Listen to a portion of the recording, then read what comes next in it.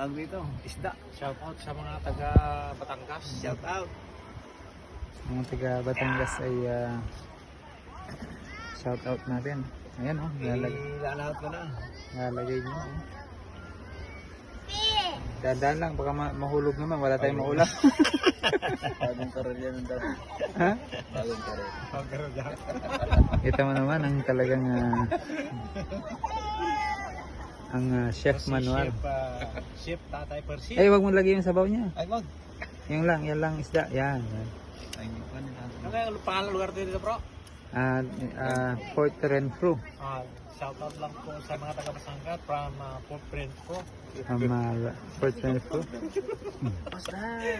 Makikita natin ngayon si Tatay Percy nga ang ating chef cook sa isda na. Yan. Ano pangalan ng isda? May videographer ko man, talagang import. Tusings lang yun sa Pilipinas eh. Si Chef Boy Logro. Dobro.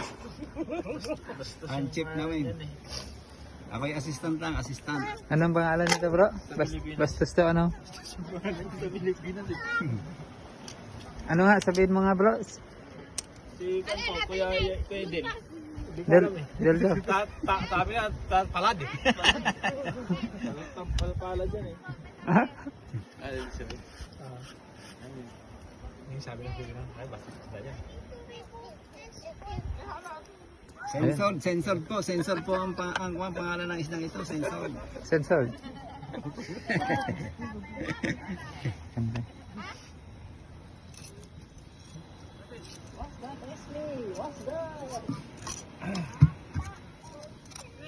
Pressure, ang ganda ng laman, oh. Pagpapatuloy na po ng aming chef, Dito.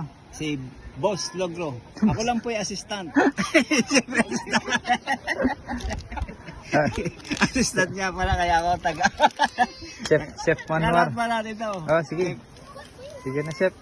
Lagay mo na chef. Si Senior Boss Logro. Senyor Basol ko. Kailan lang nakawak ang dati ng ganyan. Ha? Hindi ako nagluluto talaga. Hindi ako nagluluto talaga. At ang Ang aking misis na nagluluto. Nadalatin yung sandok.